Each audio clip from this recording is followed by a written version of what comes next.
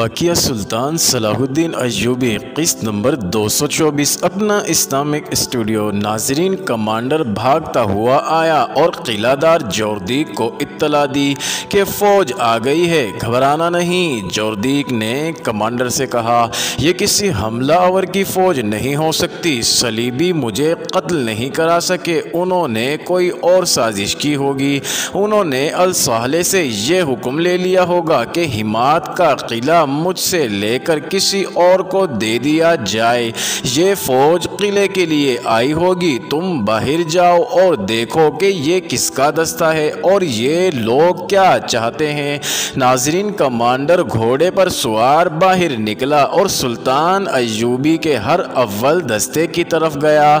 اس نے علم دیکھا تو یہ سلطان ایوبی کا تھا۔ وہ ذرا پیچھے ہی رک گیا۔ ہر اول دستے کا کمانڈر اس تک گیا۔ دونوں نے ایک دوسرے کو پہچان لیا۔ دونوں نور الدین زنگی کی فوج میں اکٹھے رہ چکے تھے۔ ایسا بھی ہونا تھا کہ ہم آپس میں لڑیں گے۔ ہر اول دستے کے کمانڈر نے اس کے ساتھ ہاتھ ملا کر کہا، زنگی زندہ تھا تو ہم دوست اور رفیق تھے، وہ مر گیا تو ہم دشمن بن گئے۔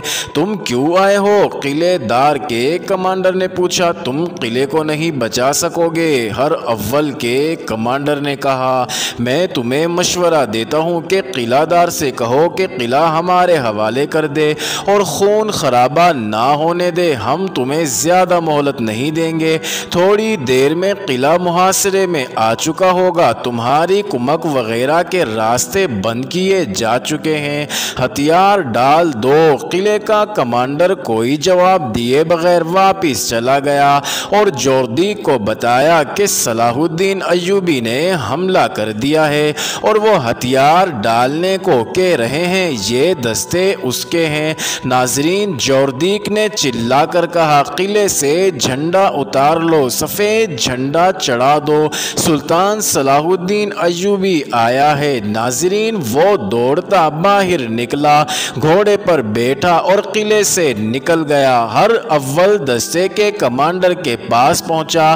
سلطان ایوبی بہت پیچھے تھا۔ جوردیک ایک رہنما اور اپنے محافظوں کو ساتھ لے کر سلطان ایوبی کے ہیڈ کوارٹر کی طرف روانہ ہو گیا۔ سلطان ایوبی نے جوردیک کو گلے لگا لیا۔ جوردیک نے اس سے معافی مانگی، کچھ جذباتی باتیں کی اور قلعہ اپنی فوج سمیت سلطان ایوبی کے حوالے کر دیا۔ سلطان ایوبی اپنی مرکزی کمان کے ساتھ قلعے میں داخل ہوا تو اس نے سفید جھنڈے کی جگہ اپنا جھنڈا چڑھانے کا حکم دیا۔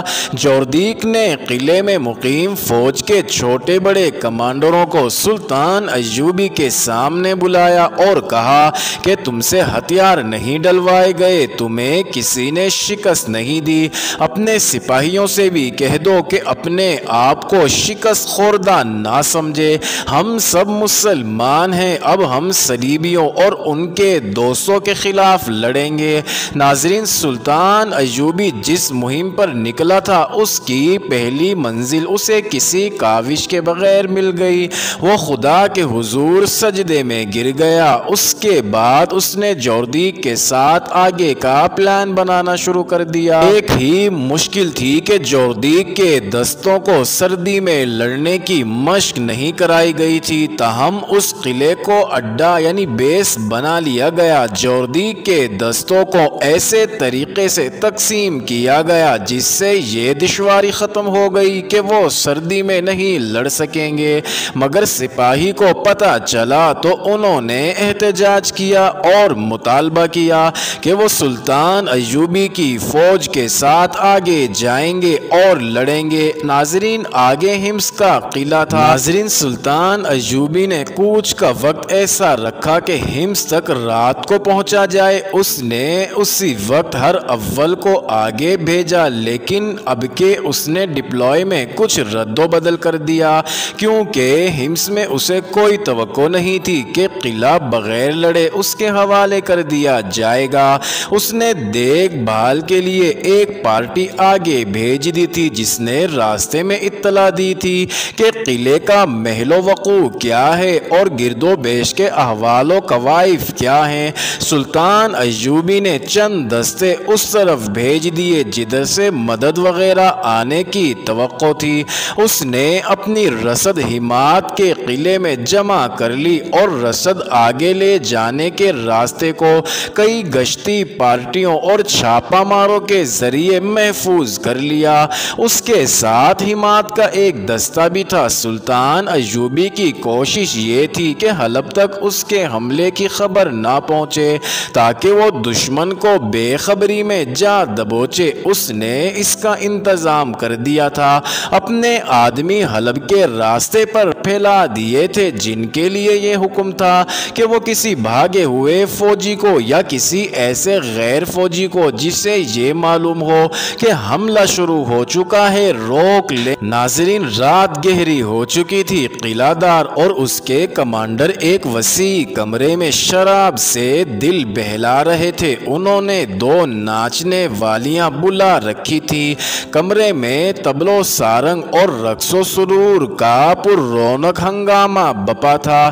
سپاہی بے فکری کی نیند سو گئے تھے اور جو ڈیوٹی پر تھے وہ سردی سے بچنے کے لیے کسی نہ کسی اوٹ میں کھڑے تھے۔ رات یخ تھی۔ کمانڈروں نے سب کو بتا رکھا تھا کہ سردیوں کے موسم میں جنگ کا کوئی خطرہ نہیں۔ ہم اسی لیے نور الدین زنگی کے مرنے کی دعائیں کرتے تھے کہ اسی دنیا میں جنت دیکھ لیں۔ قلعہ دار نے شراب کا پیالہ اوپر کر کے کہا، اب صلاح الدین ایوبی آیا ہے، خدا اسے بھی جلدی اٹھا لے گا، اسے ہم اٹھائیں گے۔ ایک کمانڈر نے کہا، ذرا موسم کھل جانے دو۔ قلعے کی دیوار پر کھڑے ایک سنتری نے اپنے ساتھی سے کہا، وہ دیکھو آگ جل رہی ہے، جلنے دو۔ اس کے ساتھی نے کہا، کوئی قافلہ ہوگا۔ اتنے میں آگ کے 3-4 گولے ہوا میں بلند ہوئے جو قلعے کی طرف آئے اور ان دونوں سنتری کے اوپر سے گزر کر قلعے کے اندر جا گرے۔ ان کے پیچھے اور گولے آئے، یہ شولوں کے گولے تھے۔ پھر کئی اور گولے آئے، ان میں سے کچھ سامان پر پڑے اور آگ لگ گئی۔ نقارے اور گھڑیال بج اٹھے۔ قلعہ دار کی محفل میں ادم بپا ہو گیا۔ سب دوڑتے قلعے کی دیوار پر گئے، ان پر تیروں کا می برسنے لگا۔ دروازے کے سنتریوں نے شور بپا کر دیا کہ دروازہ جل رہا ہے۔ سلطان ایوبی کے حملہ آور دستے نے دروازے پر آتش گیر مادہ پھینک کر آگ لگا دی۔ ناظرین، چیخ چلا کر قلعے کے اندر کی فوج کو بیدار کیا گیا۔ قلعے سے بھی مزاحمت شروع ہو گئی، لیکن باہر سے اتنے تیر آ رہے تھے کہ سر اٹھانا محال ہو رہا تھا۔ سلطان ایوبی کی منجنیکوں نے قلعے کو جہنم بنا دیا تھا۔ قلعے کے کماندار چلا چلا کر اپنے ساتھیوں کا حوصلہ بڑھا رہے تھے۔ سپاہی اندھا دھند تیر چلا رہے تھے۔ ہتھیار ڈال دو، سلطان ایوبی کی طرف سے کوئی للکار رہا تھا۔ ہتھیار ڈال دو، تمہیں کہیں سے بھی مدد نہیں مل سکتی، جانیں بچا لو، یہ اعلان بھی کیا گیا۔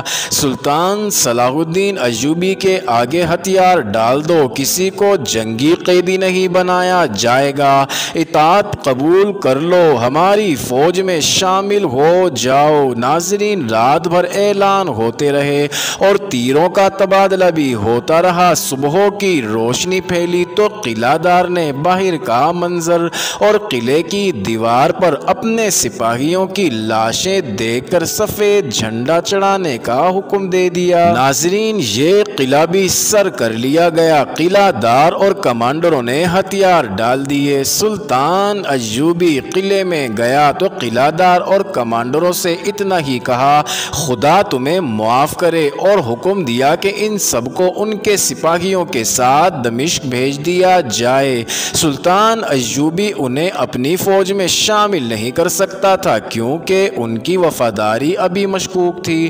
اس قلعے میں اسلحہ اور رسد کا خاصا ذخیرہ تھا، وہاں شراب بھی تھی اور 2 ناچنے والیاں بھی۔ شراب باہر انڈیل دی گئی اور ناچنے والیوں کو بھی ان آدمیوں کے ساتھ دمشق بھیج دیا گیا۔ سلطان ایوبی نے حمص کے قلعے کو دوسرا اڈا بنا لیا اور ہمات کے قلعے کا ایک دستہ وہاں لگا دیا۔ اگلا قلعہ حلب کا تھا جو حلب شہر شہر سے ذرا ہی دور تھا، وہاں بھی وہی ہوا جو ہمس میں ہوا تھا۔ سلطان ایوبی کا حملہ ناگہانی تھا، اس نے قلعے والوں کو بے خبری میں جا لیا تھا۔ اس کے سپاہیوں کا مورال 2 قلعے سر کر لینے سے اور زیادہ مضبوط ہو گیا تھا۔ انہوں نے حلب کا قلعہ بھی سر کر لیا اور اس کے دستوں کو کمانڈروں سمیت دمشق بھیج دیا گیا، مگر اس مرحلے پر آ کر رازداری ختم ہو گئی۔ ہتھیار ڈالنے والے سپاہیوں میں سے کوئی فرار ہو گیا یا کسی اور نے حلب اطلاع دے دی